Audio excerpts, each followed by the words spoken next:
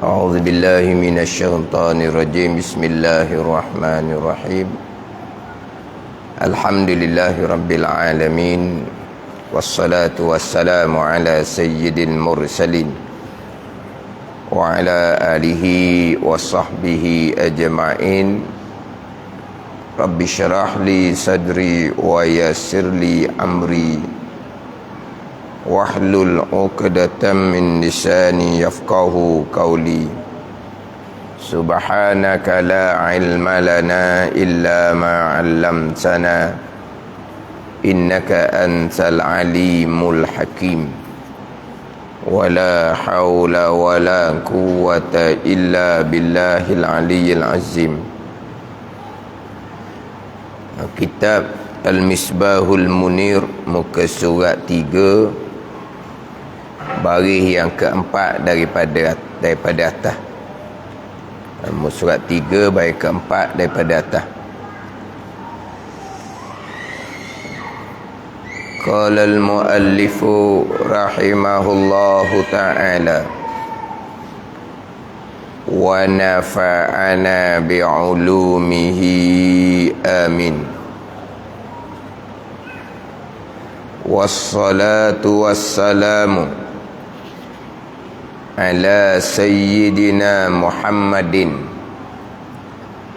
ba'asahullahu ta'ala binubuwwatihi wa risalatihi. Wassalatu wassalamu ala sayyidina Muhammadin ba'asahullahu ta'ala binubuwwatihi wa risalatihi. Terjemahannya, dan rahmat dan sejahtera, dan rahmat dan kesejahteraan ke atas penghulu kita Nabi Muhammad sallallahu alaihi wasallam, yang melantik akan dia, akan Nabi Muhammad sallallahu alaihi wasallam oleh Allah Subhanahu wa ta'ala, dengan jadi nabinya, nabi bagi Allah, dan jadi rasulnya, rasul bagi Allah Subhanahu wa ta'ala. Jadi permulaan kita memulai dengan Bismillahirrahmanirrahim, kemudian disusuli dengan selawat dan salam atas Nabi sallallahu alaihi wasallam. Dimulai dengan bismillah, kemudian alhamdulillah, kemudian pergi kepada selawat dan salam atas Nabi sallallahu alaihi wasallam dan atas keluarga Nabi sallallahu alaihi wasallam. Hak kita baca minggu lepasnya, alhamdulillahilladzi amarana bima'rifatihi wa tauhidih. Pujian-pujian itu bagi Allah yang menyuruh akan kita dengan mengenal akan dia, akan Allah Subhanahu wa ta'ala, dan mentauhid akan dia, akan Allah Subhanahu wa ta'ala. Allah Ta'ala menyuruh, Allah Ta'ala memerintah akan kita mengenal akan Allah dan mentauhid akan Allah Subhanahu wa ta'ala, sebagaimana firman Allah Subhanahu wa ta'ala, fa'lam annahu la ilaha illallah wastaghfir li zambika walil mu'minina wal mu'minat. Fa'lam, maka hendaklah kamu ketahui bahawa sesungguhnya tiada Tuhan melainkan Allah Subhanahu wa ta'ala. Jadi dalam ilmu tauhid, ilmu, kemudian satu laginya ma'rifah, adalah lafaz yang muradif, lafaz yang satu makna, antara mengetahui dengan mengenal satu makna kalau dalam pembicaraan ilmu tauhid. Berbeza dengan mengetahui dalam ilmu fiqh, itu bicara lain. Contoh dalam ilmu fiqh, mengetahui masuk waktu sembahyang, mengetahui akan kaifiyah, cara-cara sembahyang, itu di antara syarat untuk sah sembahyang. Mengetahui masuk waktu, mengetahui akan kaifiyah sembahyang. Itu dalam bab fiqh mengetahui maksudnya lain. Mengetahui dalam ilmu tauhid dengan mengenal satu makna, yang mana di awal kitab Al-Misbahul Munir akan mendatangkan apa makna mengetahui dan apa makna mengenal. Yang mana mengenal akan Allah adalah permulaan yang wajib pada agama. Permulaan yang wajib pada agama, mengenal akan Allah Subhanahu wa ta'ala. Jadi apakah makna makrifah, apakah makna mengetahui yang menjadi permulaan yang wajib pada agama? Iaitu pegangan yang putus, kemudian bertepatan dengan pegangan yang sebenar.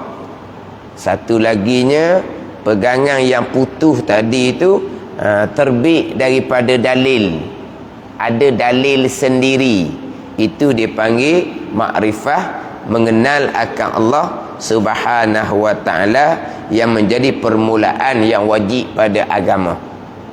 Kemudian di dalam kita mengenal akan Allah, yang menjadi permulaan yang wajib pada agama, mengetahui akan sifat-sifat Allah Subhanahu wa ta'ala, dibina atas asasnya adalah mentauhidkan Allah Subhanahu wa ta'ala. Jadi permulaan agama mengenal akan Allah dengan bahawa mengetahui dan berpegang akan hukum bagi sifat yang wajib bagi Allah, sifat yang mustahil bagi Allah, sifat yang harus bagi Allah. Yang mana permulaan agama mengenal akan Allah dan mengenal akan yang bawa kita kepada mengenal Allah. Mengenal akan Allah dan mengenal akan yang bawa kita kepada mengenal Allah.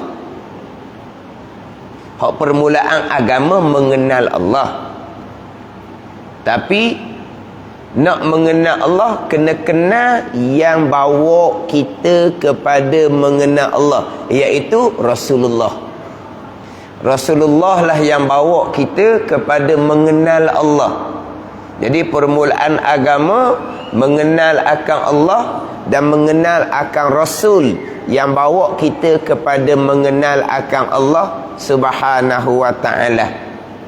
Yang mana mengenal akan Allah dan Rasul inilah mengetahui dan berpegang dengan aqaidul iman yang 50.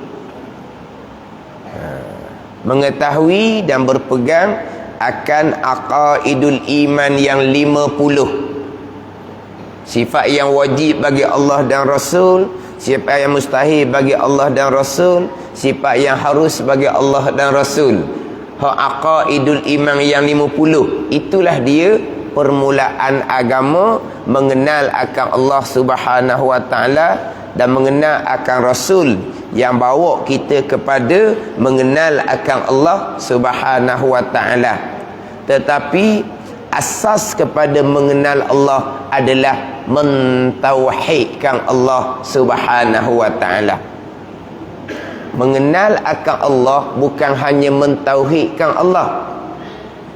Mengenal akan Allah dengan bahawa mengetahui dan berpegang akan sifat yang wajib bagi Allah, sifat yang mustahil bagi Allah, sifat yang harus bagi Allah. Secara tafsilnya 20 sifat yang wajib bagi Allah, yang wajib kita mengetahui dan berpegang. Salah satu daripada 20 sifat adalah sifat wahdaniyah.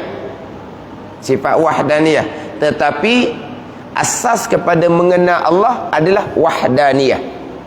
Asas pada mengenal Allah adalah mentauhidkan Allah Subhanahu wa ta'ala. Sebab tu Al-Quran memerintah fa'lam annahu la ilaha illallah. Itu Al-Quran memerintah.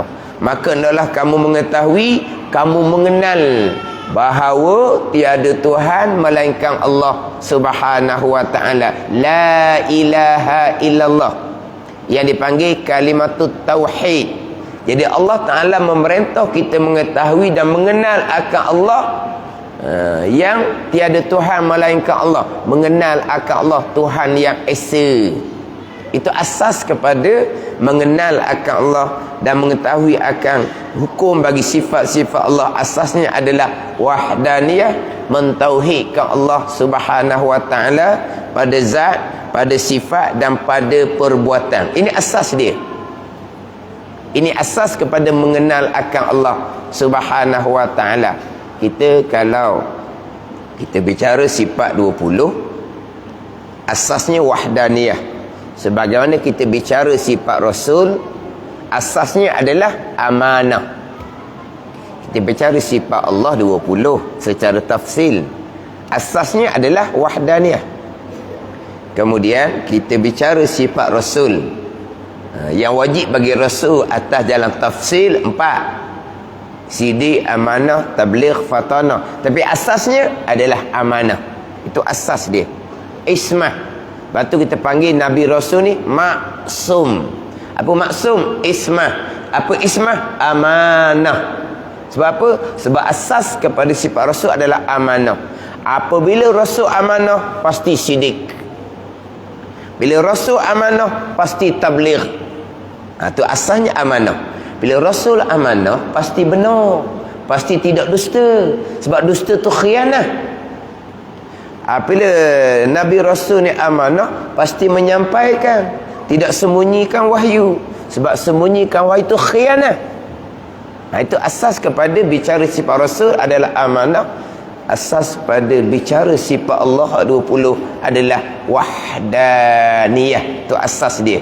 Mentauhidkan Allah Subhanahu wa taala pada zat, pada sifat dan pada perbuatan. Ini dalam kitab kita memulai dengan mengenal Allah dan mentauhidkan Allah Subhanahu wa taala, tidak mensyirikkan Allah Subhanahu wa taala. Satunya mentauhidkan Allah, satunya terpelihara daripada mensyirikkan Allah Subhanahu wa taala. Kita bunyi syirik ni beratlah. Mana mensyirikkan Allah? Mensyirikkan Allah pada Tuhan, dicari Tuhan yang lain. Itu mensyirikkan Allah pada zat. Macam mana pula berpegang ada perbuatan selain daripada perbuatan Allah, bertuhankan selain daripada Allah Ta'ala, mensyirikkan Allah pada zat. Itu jelas. Macam mana dengan orang yang berpegang ada perbuatan yang berlaku, perbuatan makhluk Allah Subhanahu wa taala, itu pun mensyirikkan Allah pada perbuatan, mensyirikkan Allah, musyrikun dia panggil. Orang Islam tidak ada mensyirikkan Allah pada zat. Tak ada orang Islam sembah Tuhan yang lain. Tak ada orang Islam percaya selain daripada Allah ada lagi satu dua Tuhan yang lain. Tidak ada. Orang Islam tidak ada menyembah Tuhan selain daripada Allah Subhanahu wa taala, zat yang wajib ada. Dan tidak ada orang Islam yang percaya bahawa selain daripada Allah ada Tuhan yang kedua, itu tidak ada. Tetapi macam mana dengan mentauhidkan Allah pada perbuatan? Mentauhidkan Allah pada perbuatan. Orangnya orang Islam tetapi tiba-tiba mensyirikkan Allah pada perbuatan, berpegang ada perbuatan yang berlaku bukan perbuatan Allah. Perbuatan Allah mana? Buat langit, itu perbuatan Allah, pekerjaan Allah. Buat bumi, itu perbuatan Allah, pekerjaan Allah. Menjadikan planet-planet yang besar, yang menjalankan planet-planet yang besar adalah perbuatan pekerjaan Allah Subhanahu wa taala.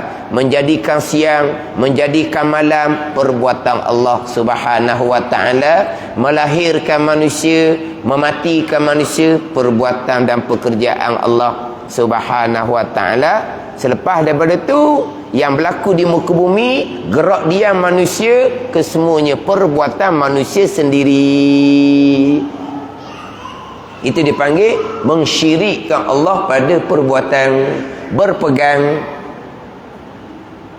Apa yang berlaku pada manusia ni semuanya perbuatan manusia sendiri. Apa yang berlaku kepada makhluk-makhluk Allah yang lain, perbuatan makhluk tu sendiri, bukan lagi perbuatan Allah Subhanahu wa taala. Allah yang menjalankan matahari, tetapi matahari lah yang menjadikan bumi ni panas. Menggerakkan matahari, Allah yang menggerakkan. Tapi menjadikan panas, matahari yang menjadikan panas.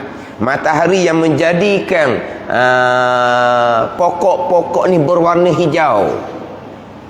Jadi pokok-pokok ni berwarna hijau kerana cahaya matahari. Kalau pokok ni berada di tempat yang tak dapat cahaya matahari, maka pokok ni akan jadi kuning. Sebab tidak dapat cahaya matahari. Bila dapat cahaya matahari, maka pokok ni menjadi hijau. Maka mataharilah yang menghijaukan pokok, bukan lagi perbuatan Allah Subhanahu wa taala. Ini jelas mensyirikkan Allah pada perbuatan. Musyrikun, ini amal ibadah sama sekali tidak akan diterima oleh Allah Subhanahu wa taala. Mana berpegang matahari yang menghijaukan pokok, yang menghidupkan pokok. Mataharilah yang memanaskan bumi, bukan perbuatan Allah Subhanahu wa taala. Perbuatan Allah menggerakkan matahari. Perbuatan Allah menjadikan matahari. Jadi perbuatan Allah sebahagian, perbuatan makhluk sebahagian, itu dipanggil menduakan, mensyirikkan Allah pada perbuatan. Atau habis cerita. Ni hak akhir zaman sekarang. Orang Islam tidak menduakan Allah pada Tuhan, tapi menduakan Allah pada perbuatan. Ada perbuatan Allah, ada perbuatan makhluk sendiri-sendiri. Mana kalau kita gerak diam, perbuatan kita sendiri-sendiri. Tidak ada perbuatan Allah Subhanahu wa taala. Sebab zahirnya begitu kan?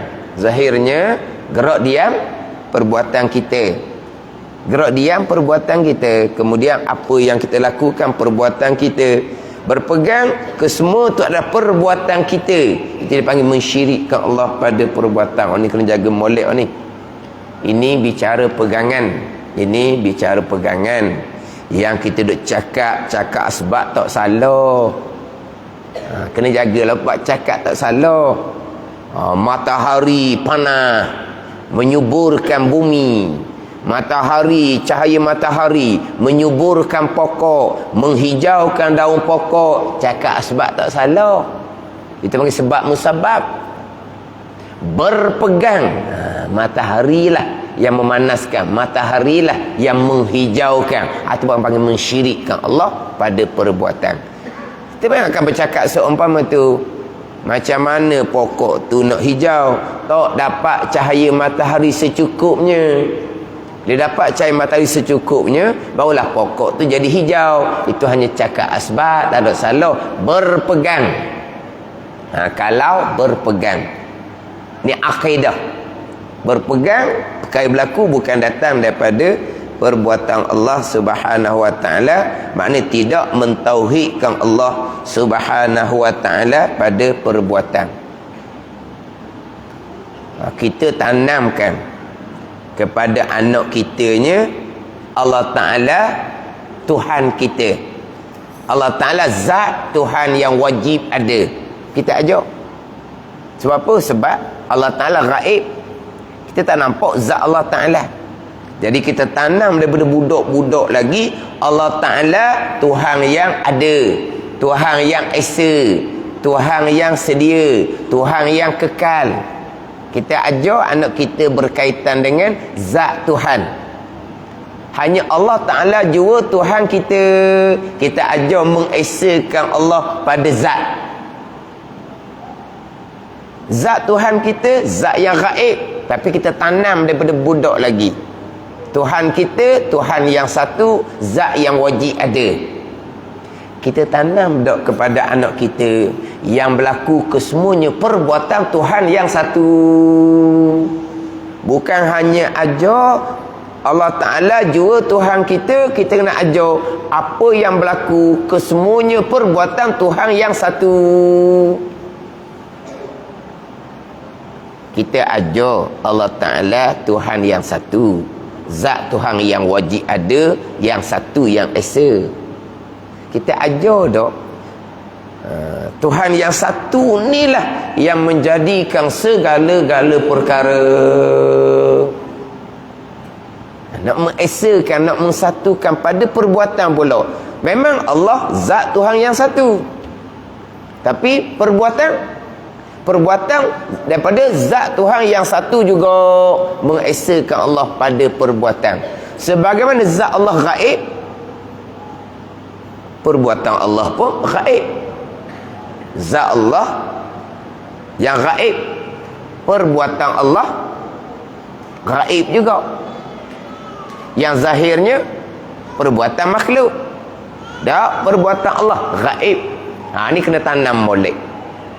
Nak melahirkan anak-anak kita yang mentauhidkan Allah.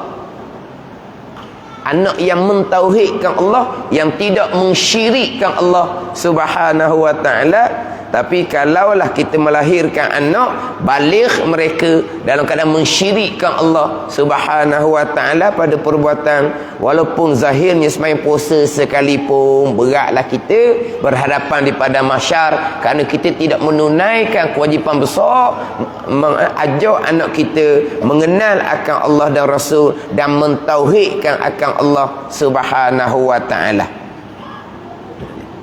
Sekarang Allah suruh kita ni mengenal akan Allah dan mentauhid akan Allah dan kitab ni. Dan Allah suruh kita juga ajar anak kita sebelum balik mengenal akan Allah dan mentauhidkan akan Allah Subhanahu wa ta'ala. Tiba-tiba anak kita balik dalam keadaan mensyirikkan Allah pada perbuatan. Macam mana kita nak berhadapan di padang mahsyar? Kita hanya ajar Allah Tuhan yang satu, tidak ajar hanya perbuatan Allah yang satu saja yang menjadikan segala-gala. Semua yang berlaku adalah perbuatan Allah Subhanahu wa ta'ala.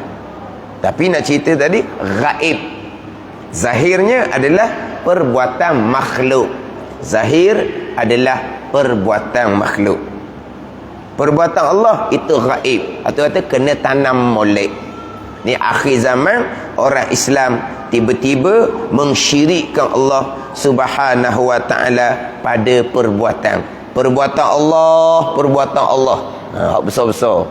Lepas daripada itu Allah menyerah tugas pula kepada makhluk yang menjalankan perbuatan kepada makhluk. Dia perbuatan pekerjaan ni kerja Tuhan, bukan kerja makhluk. Sebab Tuhan yang amat kuasa, makhluk lemah. Tiba-tiba berpegang, jadi Tuhan pula yang amat kuasa serah tugas perbuatan dan pekerjaan kepada makhluk. Jadi begitu ke? Jadi makhluk ni jadi Tuhan juga.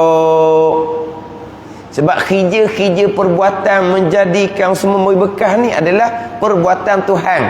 Tiba-tiba kita juga yang menjadikan perbuatan hak kecil-kecil. Perbuatan besar-besar tu perbuatan Allah lah. Tuhan jugalah jawapan dia. Tuhan yang kecil. Kalau kita Tuhan juga, sembahyang buat apa? Kita Tuhan yang kecil, kena sembah Tuhan yang besar gitu. Dah kita Tuhan yang kecil dah, kena sembah Tuhan yang besar. Tuhan juga kitanya. Tak payah dah. Kecil dah kecil pun Tuhan juga. Tak payah sembah lah Tuhan yang besar. Mana ni?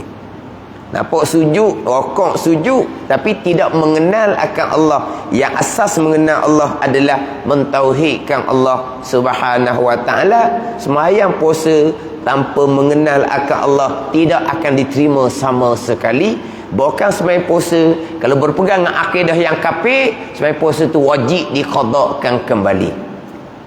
Kalau akidah kafir itu pegang daripada umur baligh, daripada umur baligh lah wajib diqadakkan sembahyang puasa sampailah kepada masa dia bertaubat dengan mentauhidkan Allah Subhanahu wa ta'ala.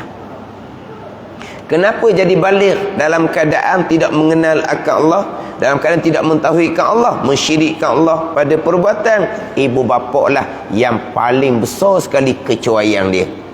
Ibu bapa yang paling besar. Sebab apa? Sebab tidak ajar anak-anak mengenal akan Allah dan mentauhidkan akan Allah Subhanahu wa ta'ala. Hanya suruh sembahyang, suruh puasa, suruh membaca Al-Quran. Comel lelaki lah tu. Suruh sembahyang tu memanglah itu kewajipan besar, suruh sembahyang. Bukan suruh sembahyang saja, ajar sembahyang. Tapi yang paling besarnya ajar mengenal akan Allah dan mentauhid akan Allah Subhanahu wa ta'ala. Ini akhir zaman ni kita kena bergaluh molek. Orang Islam tiba-tiba mensyirikkan Allah Subhanahu wa ta'ala pada perbuatan. Ada pula orang yang mentauhidkan Allah pada perbuatan, orang yang mentauhidkan Allah pada perbuatan dan beriman dengan Allah Subhanahu wa ta'ala, tiba-tiba disyirikkan mudah-mudah pula. Ada dua pasang. Hak mudah-mudah mensyirikkan Allah satu, hak mudah-mudah pula mensyirikkan akan orang yang mentauhidkan Allah, mensyirikkan akan orang yang beriman kepada Allah Subhanahu wa ta'ala. Hanya tidak rasa di hati akan perbuatan Allah, syirik. Hanya tak hadir di hati akan perbuatan Allah, syirik. Ni satu hal. Tak rasa di hati, tak rasa kekuasaan Allah. Kita rasa kekuasaan kita. Memang kita rasa kekuasaan kita. Gerak diam ni kerana kita bertenaga. Time kita tak ada tenaga, tak boleh nak pergi ke mana-mana. Kerana kita rasa sedap tubuh, kita rasa bertenaga, kita rasa sihat. Lepas tu kita boleh bergerak, kita boleh mari masjid, kita boleh ke mana-mana. Sebab kita rasa kita bertenaga. Rasa kita bertenaga, syirik kepada Allah pula dah. Ni hak pasal karut pasal ni pula. Memang kita rasa kita yang memilih, kita yang melakukan, kerana kita yang bertenaga, tapi pegangan kita kesemua tu datang daripada perbuatan Allah Subhanahu wa ta'ala. Tapi kita rasa kekuasaan kita, tak ada salah.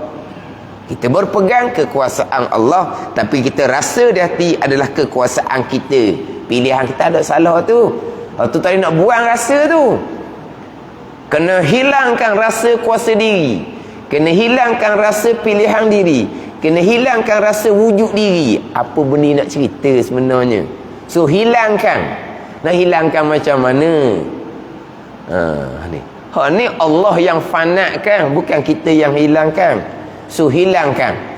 Akhirnya jadi khoya, keluarlah perkataan macam-macam. Sebab apa? Khoya dah nak fanatkan diri, nak hilangkan kuasa diri, akhirnya jadi khoya.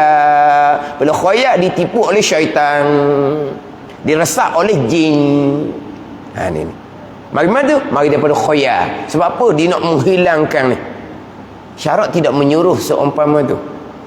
Kita berpegang sahaja, tapi memang rasa memang kita. Percakapan memang kita. Percakapan memang kita. Waktu aku. Kalau aku tak ada, tak jadi khija. Contohnya lah. Kalau tak ada kita, tak ada khija. Cakap gitu, itu syirik yang paling besar dalam rakaman. Allah kata. Dah dicakap gitu, dia cakap. Lepas tu dia sombong. Sombong tu kes lain. Tu dosa-dosa maksiat batin. Lepas tu sifat mazmah tu bicara lain. Ini bicara berakidah ni. Kalau tak ada aku, tak ada khija. Itu hanya asbab. Biasalah. Kalau tak ada mak ayah di rumah ke, kata kan mak kita tinggal di mana-mana. Kalau tak ada mak, gak sehari tak ada mak. Kau calanan lalu dah. Apa benda tu? Sama je. Syirik gitu. You berhukum syirik yang besar. Itu dalam ceramah. Orang ada title belaka tu. Orang ada title belaka. Kesalahan-kesalahan pengajaran cukup banyak. Cuma terkadang terselah satu-satu pengajaran yang salah. Satu je ke salah, banyak dah salahnya. Tapi orang ramai tidak menyedari kesalahan yang nyata sangat. Walau orang ramai menyedari hanya itu satu kesalahan. Banyak kesalahan yang berlaku dalam bab akidah. Tapi kenapa tidak orang tak sedar? Sebab orang tidak menyedari pun. Orang tidak menyedari. Jadi mudah-mudah pula menafikan iman, menafikan ini tauhid seseorang. Apa peringkat nak merasakan wujud Allah, wujud kita, wujud Allah biar sekali. Dia nak supaya jadi ittihad, hulul. Itu auto kafir begitu tu. Ada ni. Tu kena jaga hak sekarang ni pula. Hak peseng yang mudah pula mensyirikkan orang beriman, bawa fahaman-fahaman yang terpesong, bukan jalanan akidah ahli sunnah wal jamaah. Bapa kena anggap, kena rasa segala-galanya Allah Ta'ala. Kita hati orang awam. Hati orang awam begitulah. Kita rasa kuasa diri, tapi pegangan tetap mentauhidkan Allah pada perbuatan. Jadi sekarang ni dia telajak dua belah. Hak mensyirikkan betul-betul satu. Yang mudah pula mensyirikkan orang yang mentauhidkan Allah satu. Dia dua belah. Kita dulu kok Qadariyah Jabariyah. Tu dua belah juga tu. Satu Qadariyah, satu Jabariyah. Tu apa panggil tu? Ekstrim. Apa? Ekstrim kanan, ekstrim kiri ke panggil? Haluan kanan, haluan kiri ke apa? Ekstrim, ekstrim. Dia melampau sebelah, melampau sebelah. Qadariyah, dia terlampau, telajak. Qadariyah melampau. Jabariyah melampau hala ke terundu. Dia gitu. Panggil apa tu? Haluan kanan, haluan kiri ke apa? Dia gitu. Ada sebelah ni, ada sebelah ni. Samalah sekarang ni. Hak benda-benda mensyirikkan Allah satu, yang mudah-mudah mensyirikkan orang-orang yang mentauhidkan Allah Ta'ala satu. Dia pasang gitu. Hak ni hak akak sungguh-sungguh. Hak ni hak jatuh sungguh-sungguh. Jadi dua pasang. Lepas tu kita macam mana? Sabar, tengok, molek, jangan cepat. Jangan cepat. Ni kadang-kadang saya terpandang juga, biasa mengikut rakaman live FB, ikut Oculus saya ni, ada juga cepat je. Cepat. Cepat nak mengangkat seseorang dan cepat nak menjatuhkan seseorang. Tidak adalah manusia yang paling tawaduk. Lepas tu inilah manusia yang paling takabur. Cepatnya nak tawadukkan orang, cepatnya nak kata orang takabur. Jangan. Saya biasa dalam Quran, saya ingat sangat, FB, WhatsApp, tangan jaga molek, jangan cepat. Tangan jaga molek, jangan cepat. Pesan sama dah. Tapi kadang-kadang orang apa dalam FB tu apa? Regular ke apa? Regular ke apa? Regular. Orang apa? Saya tengok dah FB, hak mana hak ada semua. Abang kata apa? Regular gitulah maknanya. Cepat juga dianya. Sabar. Cepat nak mengangkat, nak menyanjung.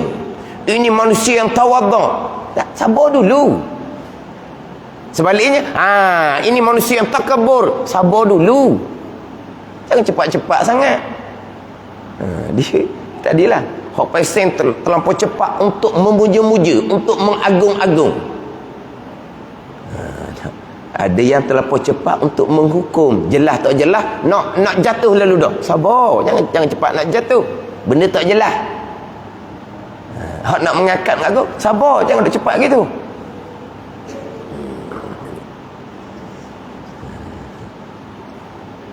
Ingat sok mudah tu. Tangan jaga molek Nabi WhatsApp. Jangan mudah-mudah nak mengagung, nak apa, jangan. Tengok molek. Tengok molek.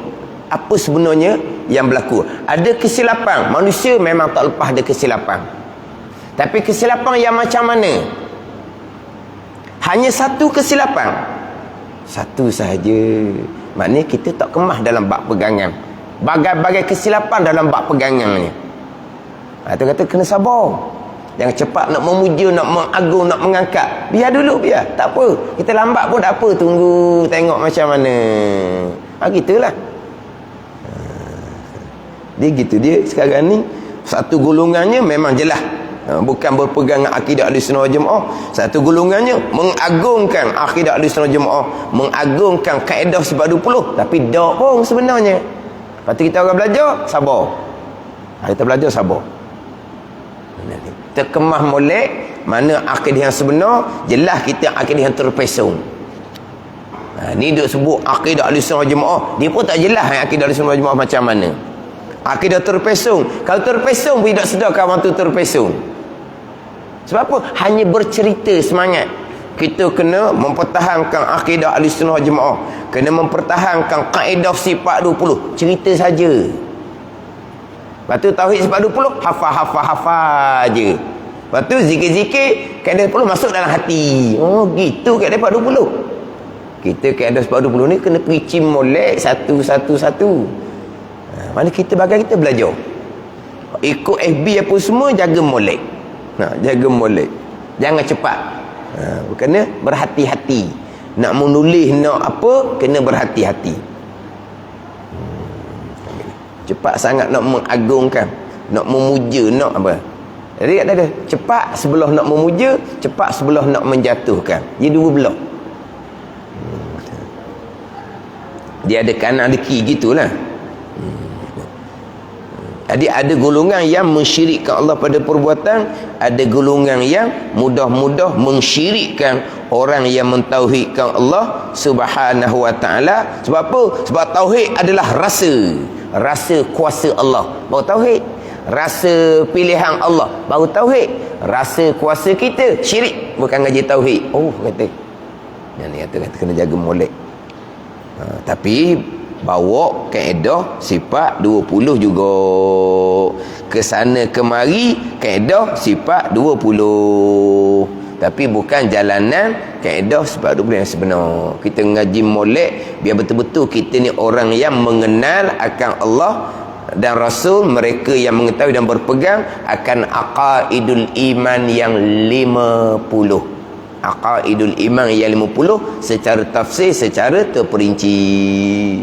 Asas kepada mengenal Allah hak sifat 20 adalah mentauhidkan akan Allah Subhanahu wa taala. Bahkan alhamdulillah tu sendiri pun adalah mentauhidkan Allah Subhanahu wa taala. Alhamdulillah tu. Alhamdulillahilladzi amarana bima'rifatihi wa tauhidih. Alhamdulillah. Segala pujian-pujian bagi Allah. Alhamdulillah tu sendiri adalah mentauhidkan Allah Subhanahu wa taala. Alhamdulillah.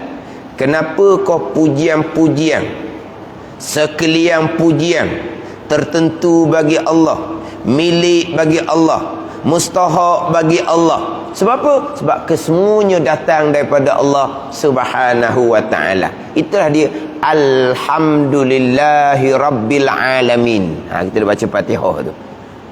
Kalau mazhab yang mana bismillahirrahmanirrahim bukan ayat yang pertama bagi suratul Fatihah, alhamdulillahirabbil alamin lah ayat yang pertama.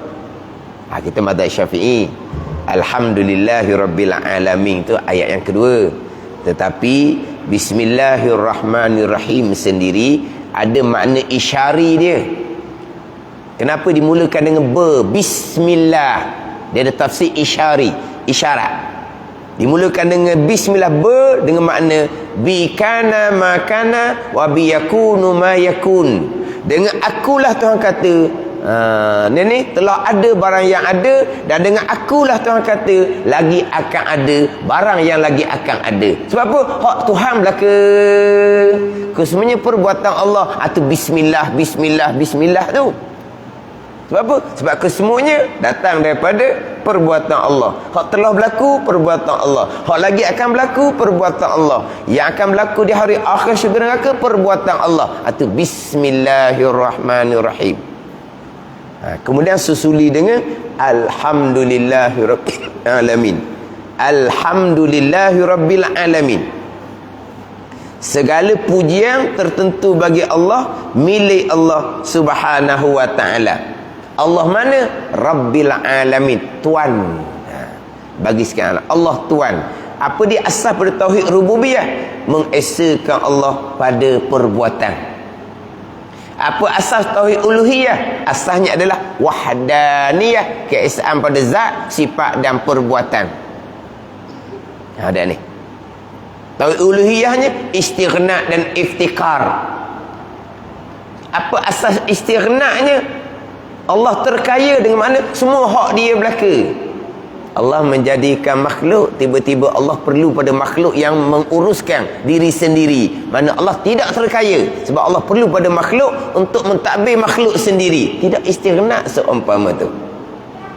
Dan makhluk sini tidak akan iftikar kepada Allah. Sebab makhluk berperanan mutlak sendiri, bukan Allah Ta'ala. Maka makhluk tidak iftikar kepada Allah Subhanahu wa ta'ala. Lucu tauhid rububiyah dan uluhiyah. Kalau mensyirikkan Allah Subhanahu wa ta'ala pada perbuatan, alhamdulillahirabbil alamin, alhamdulillah. Sebab itulah tapi pandangan jumhur ulama, la ilaha illallah lah selebih-lebih zikir. Afdalu zikri la ilaha illallah. Tu hadis Nabi sallallahu alaihi wasallam. Ada orang dia nak tahlil, biasa dengar tak dia baca afdalu zikri fa'lam annahu la ilaha illallah. Biasa tak? Tok Syekh tahlil itulah, dia nak tahlil afdalu zikri fa'lam annahu la ilaha illallah. Bisa dengar? Afdalu zikri fa'lam annahu la ilaha illallah. Waktu direka cipta tu, fa'lam annahu la ilaha illallah. Ayat Quran saya baca tadi, ayat Quran, fa'lam annahu la ilaha illallah wastaghfir li zambika walil mu'minina wal mu'minat. Jadi fa'lam annahu la ilaha illallah, itu ayat Quran. Di depan apa dia? Afdalu zikri, itu hadis Nabi. Afdalu zikri itu hadis Nabi. Tapi dia afdalu zikri fa'lam. Jadi tu panggil apa? Dia reka cipta. Potong separuh, lepas tu ambil lain pula separuh. Hadis Nabi macam mana? Hadis Nabinya afdalu zikri la ilaha illallah. Ayat Al-Qurannya fa'lam annahu la ilaha illallah. Lepas tu dia ambil awal hadis afdalu zikri, lepas tu fa'lam. Tak ikut Quran pula. Dia panggil dia reka cipta tu. Dia afdalu zikri la ilaha illallah, cukuplah. Selebih-lebih zikir adalah la ilaha illallah. Itu pandangan kebanyakan ulama lah. Afdalu ma qultu ana wan nabiyyuna min qabli la ilaha illallah. Selebih-lebih barang yang aku kata Nabi sallallahu alaihi wasallam, dan selebih-lebih barang yang nabi-nabi sebelum aku kata adalah la ilaha illallah. Afdalu ma qultu ana wan nabiyyuna min qabli la ilaha illallah. Selebih-lebih barang yang aku kata Nabi sallallahu alaihi wasallam, dan selebih-lebih barang yang nabi-nabi sebelum aku kata adalah la ilaha illallah. Miftahul jannah la ilaha illallah. Anak kunci syurga adalah la ilaha illallah. Man kana akhiru kalamihi la ilaha illallah dakhalal jannah. Siapa yang akhir kalam dengan la ilaha illallah, saya masuk syurga. La ilaha illallah serta mengesakan Allah Subhanahu wa ta'ala pada zat, pada sifat dan pada perbuatan, barulah ada la ilaha illallah. Itulah selebih-lebih zikir. Tapi ada pandangan menyatakan bahawa lebih alhamdulillah lagi daripada la ilaha illallah. Bukan alhamdulillah, masih lagi diucapkan oleh ahli syurga. Wa akhiru da'wahum anil hamdulillahi rabbil alamin. Ahli syurga masih lagi mengucap alhamdulillah, masih lagi mensyukuri akan nikmat Allah. Dalam syurga tak ada dah zuhud. Dalam syurga tak ada dah zuhud, tak ada dah. Dalam syurga tak ada dah tawakul, tak ada dah dalam syurganya. Tapi alhamdulillah masih lagi ada dalam syurga. Wa akhiru da'wahum anil hamdulillahi rabbil alamin. Kesudahan seruan ahli syurga adalah alhamdulillahi rabbil alamin. Jadi setengah ulama menyatakan lebih besar alhamdulillah daripada la ilaha illallah. Sebab apa? Sebab la ilaha illallah adalah mentauhidkan Allah. Sebaliknya alhamdulillah mentauhidkan Allah serta memuji akan Allah. Ada di situ. Jadi la ilaha illallah mentauhidkan Allah, alhamdulillah mentauhidkan Allah serta memuji akan Allah. Itu setengah pandangan lah.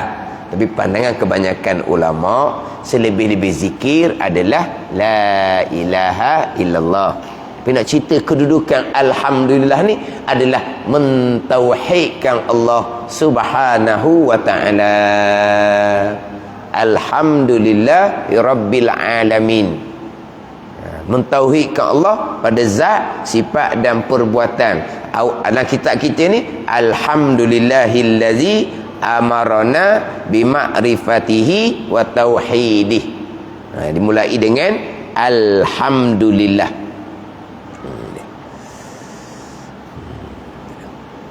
Jadi bab mengenal akan Allah, makrifah permulaan agama, bab mentauhidkan Allah Subhanahu wa taala, itu kena kejap molek, kena mantap molek akhir zaman.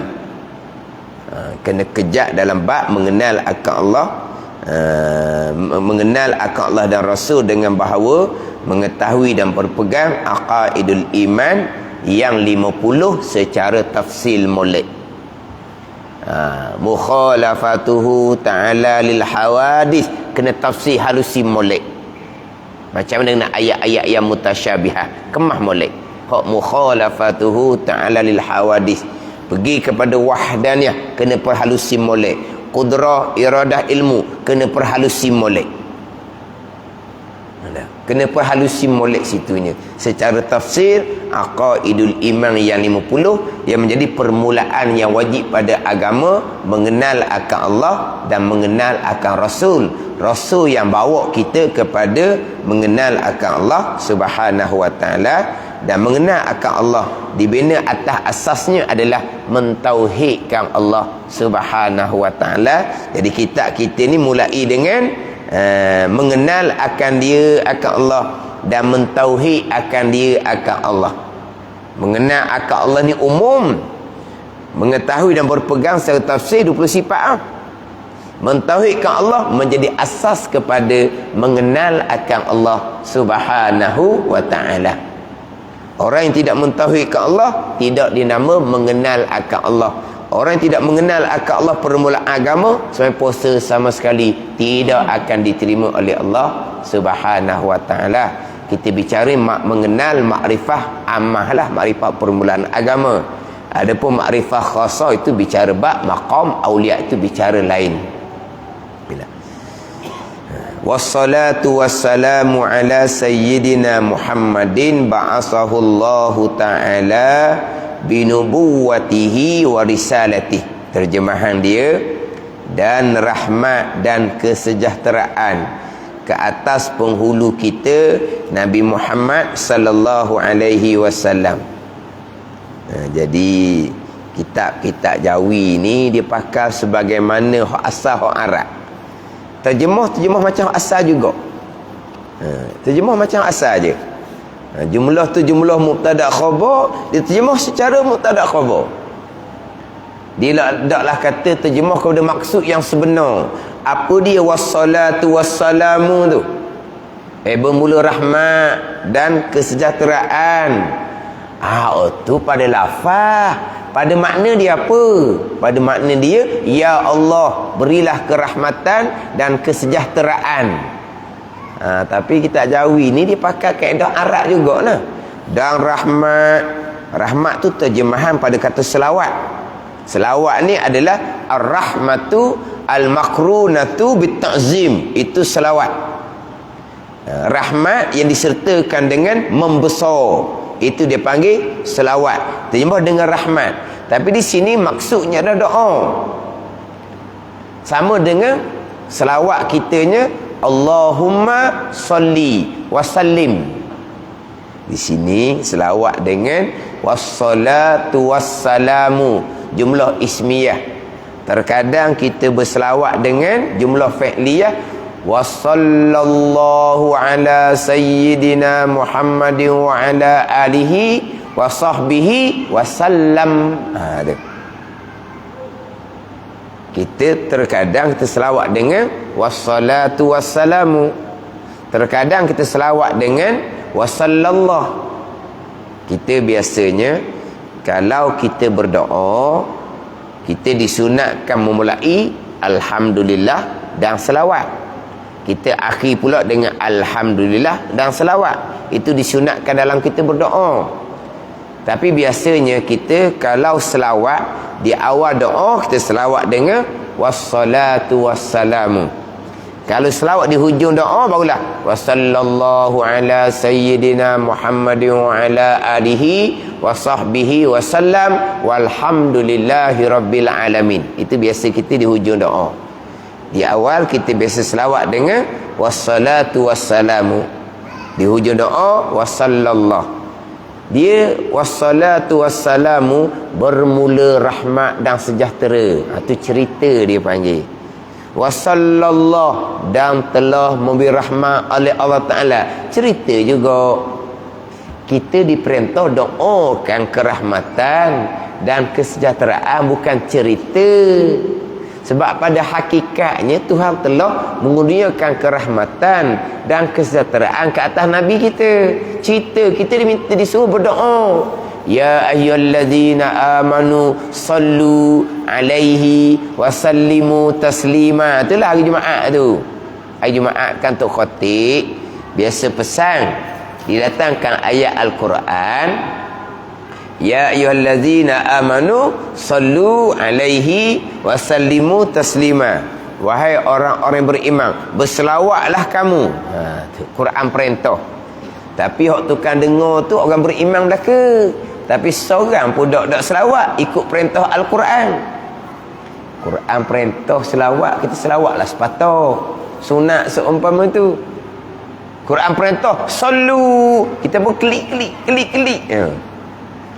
Nak kata tak faham makna, Tok Khatib terjemah, bukan baca Al-Quran saja. Kan Tok Khatib baca Al-Quran serta Tok Khatib terjemah. Wahai orang-orang yang beriman, berselawatlah kamu. Ada tak orang selawat? Senyap je. Selawat lah. Quran perintah tu kan. Ke mana? Senyap je. Tak selawat.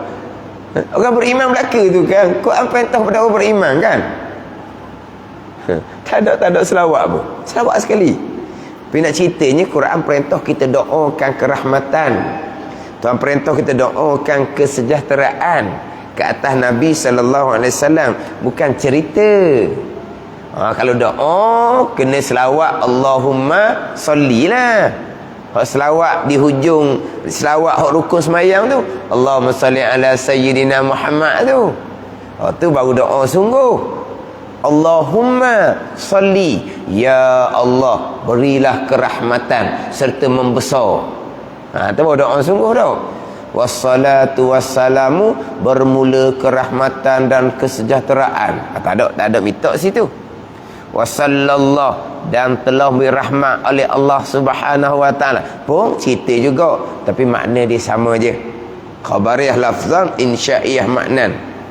Du'aiyah maknan. Dari segi lafaz tu cerita, tetapi dari segi maknanya adalah doa. Sebab tu apabila tu imam berdoa wassalatu wassalamu, kita amin lalu dah lah. Tapi bukan amin di wassalatu wassalamu tu di hujung dia tu kan. Wassalatu wassalamu ala di awal doa dia tu. Kita pun amin. Tak ada amin situ. Allahumma. Apa amin? Dah tu imam kata, tu imam hak doa tu lah. Dimula dengan alhamdulillah, kemudian wassalatu wassalam. Tu kan dia dimulakan. Ada tak amin? Tak ada amin. Lepas tu bila amin, Allahumma baru amin. Tu doa situ kan pada amin. Cuma mujurnya hak belakang tu ada tau. Kalau selawat belakang wasallallahu ala sayyidina Muhammadin wa ala alihi wa sahbihi wasallam walhamdulillahi rabbil alamin amin. Tu ada. Kita ada kau. Hujung tu adalah tau. Kita ada Pihak awal memang tak ada. Kenapa tak amin kan? Itu doa. Wassalatu wassalamu tu doa. Kita amin kau tu dahulu. Kemudian tu imam pun Allahumma, kita amin waktu pula. Mana? Kita ingat ke macam cerita gitu je tau. Wassalatu wassalamu bermula rahmat dan kesejahteraan. Tak? Itu adalah doa. Kita mohon kepada Allah supaya Allah Ta'ala kurniakan kerahmatan dan kesetaraan atas Nabi sallallahu alaihi wasallam. Sebab itulah dalam kunut kita, tapi itu bukan kunut, itu selawat. Wasallallahu tu bukan kunut. Wasallallahu tu selawat selepas kunut. Tapi kita panggil kunut sampai ke habis. Dia kunut ni sampai ke astaghfiruka wa atubu ilaik, tu saja kunut. Wasallallahu bukan kunut. Itu selawat selepas kunut. Ada ni. Tapi kita pakai satu kunut dah. Macam ginilah, macam orang kita kan. Antara tasyahud dengan selawat dia sekali. Tasyahud dengan selawat sekali. Tasyahud sampai ke wa asyhadu anna Muhammadar Rasulullah. Habis. Allahumma salli ala sayyidina Muhammad. Itu bukan tasyahud. Itu kalau tasyahud awal itu sunat ab'ad yang asing. Allahumma salli ala sayyidina Muhammad. Selepas tasyahud akhir itu rukun qauli yang asing. Cuma kita ni kita bilang tasyahud sampai ke sampai ke Hamidun Majid pun tak tahu tau. Ini cerita dia temuduga jadi tu imam ke gitulah. Jadi penemuduga suruh dia baca tasyahud. Dia baca sampai ke wa asyhadu anna Muhammadar Rasulullah. Allahumma salli ala sayyidina Muhammad wa ala ali sayyidina Muhammad. Oh, sungguh dia buat lebih ya. Yang penemuduga suruh baca tasyahud, dia buat lebih. Penemuduga pun tanda tak kenal. Orang rasa baca tasyahud sudahlah. Dia tanda pakah tu. Lepas tu kalau banyak pakah tak luluh lah. Tapi tak kan tu salah satu tak luluh bukan. Tapi ada. Berapa orang nak pakah maka tak luluh, mungkin ada lah. Sebab apa? Penemuduga suruh baca tasyahud, bukan penemuduga suruh baca tasyahud dan selawat. Barulah kita perhabis di selawat. Tasyahud lain, selawat lain. Kalau tasyahud awal sunat ab'ad, selawat sunat ab'ad yang lain. Kunut sunat ab'ad, wasallallahu sunat ab'ad yang lain. Tapi kita panggil kunut sampai ke akhir. Dia wasallallahu itu ni selawat selepas dia kunut tu imam disunat kuat semula. Sebab apa? Doa. Allahumma hdina fi man hadait. Imam pun kuat, makmum pun amin. Lepas tu fa innaka taqdi wa la yuqda alaik. Itu bukan doa, itu sanad pujian. Di situ ada dua pandangan dalam mazhab Syafi'i. Satu pandangan di situ imam perlahankan, satu pandangan kuat juga. Almarhum untuk saya dia baca kuat situ. Fa innaka taqdi wa la yuqda alaik. Baca kuat, dia tak baca perlahan. Itu satu pandangan, tak ada masalah tu. Kita nak baca perlahan jelah. Tapi kalau tu imam baca kuat, fa innaka taqdi wa la yuqda alaik, kita bukan amin kan? Itu bukan doa. Macam mana? Kalau kita berbetulan dengan tu imam, Allahumma hdina fi man hadait, itu biasalah baca kuat. Fa innaka taqdi wa la yuqda alaik. Dia baca kuat juga. Satu pandangan kita baca sama walaupun dia baca kuat. Tapi amin tidak ada di situ.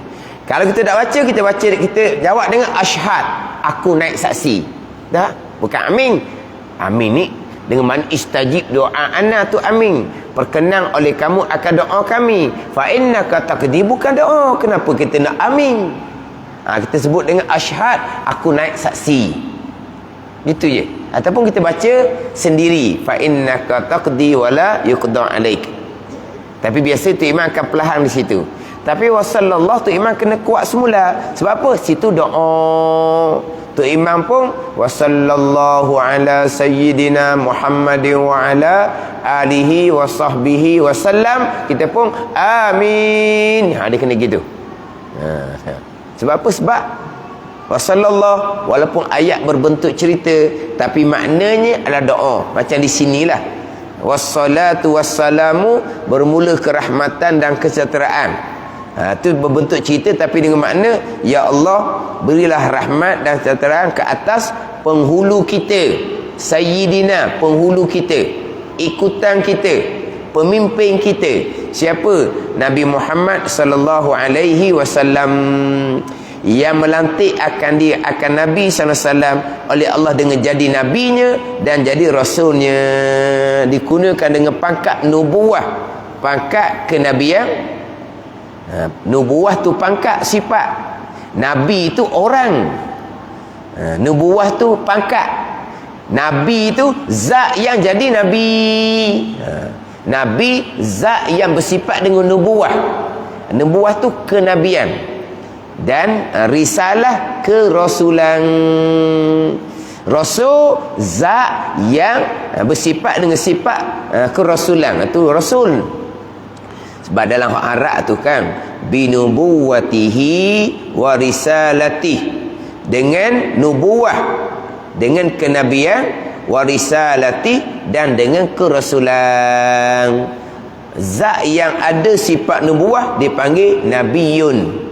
Zat yang ada sifat risalah dipanggil rasulun. Jadi Nabi SAW, Allah Ta'ala bangkitkan, Allah Ta'ala lantik dengan kenabian dan kerasulan. Wa ala alihi wa ashabihi allazina yuharriduna bi izharil haqqi wa i'la'i dini. Wa i'la'i, lam alif kemudian hamzah selepas daripada tu.